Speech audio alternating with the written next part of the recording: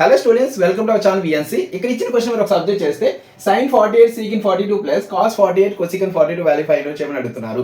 So sin 48 ని as tease గా రాయండి. sin 48 అలాగే secant 42 ని మనం 90 మైనస్ 48 గా రాస్తున్నాం. 90 minus 48 nothing but 42 plus cos 48 ని యాజ్ టీజ్ గా రాయండి. cos 48 అలాగే ఇంటూ cosecant 42 ని మనం 90 మైనస్ 48 గా రాస్తున్నాం. So sin 48 secant 90 minus theta nothing but cosecant theta. So cosecant 48 plus ఇక్కడ cos 48 ని యాజ్ టీజ్ గా రాయండి. cos 48 cosecant 90 minus theta nothing but secant theta. So secant 48.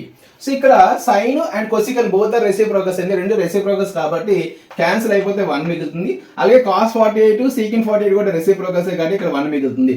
So 1 plus 1 nothing but 2. So 2 is the answer.